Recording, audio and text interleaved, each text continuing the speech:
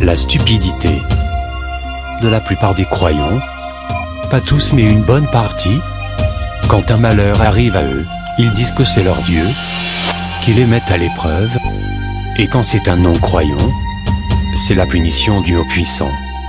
Aussi on demande à prier, ou faire des vocations, pour que l'épreuve dure moins longtemps.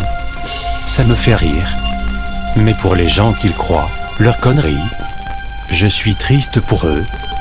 Peu importe la croyance des uns et des autres, dans ce monde on doit œuvrer pour le bien, pour la paix entre nous tous, pour l'amour fraternel, pour un partage équitable.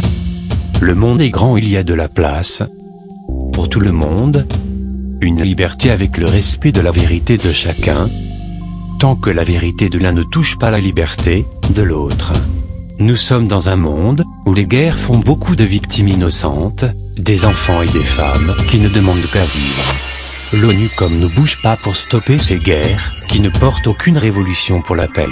Uniquement une révolution du partage de la richesse, qui se trouve sous le sol des pays en guerre. Vouloir donner une démocratie dans des pays tenus par des dictateurs, c'est bien, sauf que vous faites pire que les dictateurs avec votre idée de vouloir donner la liberté au peuple. Vous les tuez avant qu'ils goûtent à leur liberté.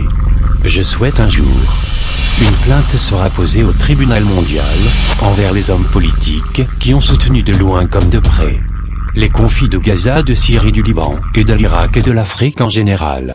Mes pensées et ma tristesse vont aux millions de victimes innocentes dans les pays en guerre et les victimes innocentes suite aux attentats dans les pays en paix.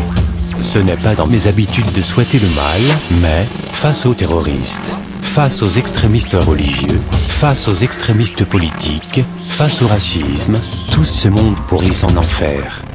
Peu importe l'origine de l'humain, de sa couleur de peau, de sa langue, peu importe sa croyance. Nous sommes tous égaux dans notre naissance, et nous sommes tous égaux dans notre mort. Un rire, un sourire, une larme de joie ou de tristesse. Dans le monde entier même, si on ne parle pas leur langue, on comprend toutes ces émotions et ces cris de colère. Toutes les religions sont d'accord sur Adam et Ève. Donc la main de l'homme est pour quelque chose dans la division des peuples. À nous d'apprendre le savoir-vivre à nos enfants, aimer la vie c'est aimer les gens.